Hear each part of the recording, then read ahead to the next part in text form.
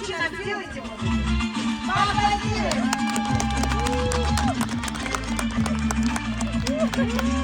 Аплодисменты.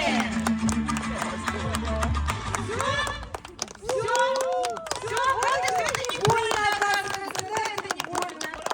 Даша, ну все, мы теперь с чистой совестью, со спокойным сердцем нашу Дашу в вашу семью отдали. Ну а теперь у нас есть наши волшебные...